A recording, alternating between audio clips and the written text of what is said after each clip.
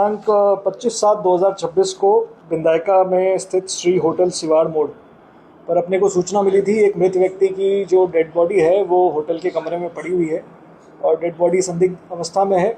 पूछताछ पर पता चला कि इसके साथ 2 और साथी इसके रुके हुए थे जो पिछले कुछ समय से वहाँ पर होटल में भी नहीं आए थे और इसको छोड़कर चले गए थे। उनके बारे में जब सूचना एकत्रित की गई तो पता चला संजय कुमार कासोटिया और दूसरा साथी नितेश गवरिया दोनों अपने अपने घरों से भी फरार थे और दोनों के मोबाइल नंबर भी बंद आ रहे थे। इन सब चीज़ को देखते हुए और चूँकि जो युवक की लाश मिली थी वो संदिग्ध अवस्था में मिली थी तो वहाँ पर FSL को बुलाया गया और जो आला अधिकारी हैं उनसे मौके का मुआयना कराया गया। तत्पश्चात इन दोनों की तलाश के लिए टीम का गठन किया गया। टीम के द्वारा 300 CCTV कैमरे एवं अन्य तरीक़ों से प्रयास करते हुए 2 संदिग्ध जो संजय कुमार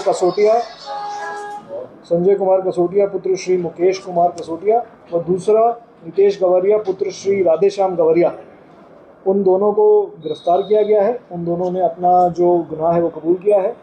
जो हत्या का कारण सामने आया है उसमें ये बात सामने आई कि जो मृतक दिनेश उर्फ दंशी था वो नितेश का दूर का रिश्तेदार भी था और संजय का जो दूसरा इसका साथी है संजय, उसका दोस्त था।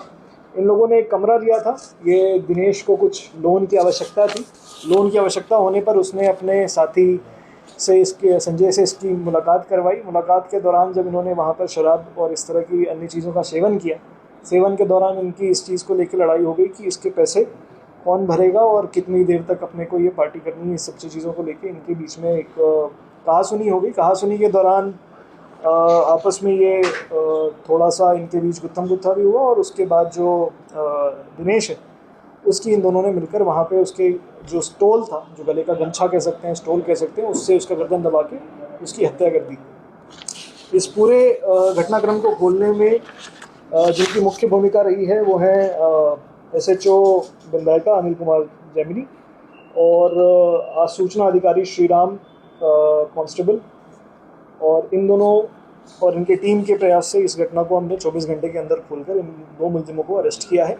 इनके जब फ़ोन का अवलोकन किया गया तो फ़ोन में भी ये पाया गया कि घटना के बाद ये खाटू श्याम गए थे। वहाँ पर अपनी जो इन्होंने कुकृत किया था उसकी एक तरीके से क्षमा मांगने के लिए और YouTube पे ये इस तरह की चीज़ें सर्च कर रहे थे कि कैसे अपने इस घटना से बच सकते हैं, मृतक की बॉडी कितने देर में कैसी हो जाती है, कब अगर ऐसा होता है तो कैसे इस क्राइम से बचें।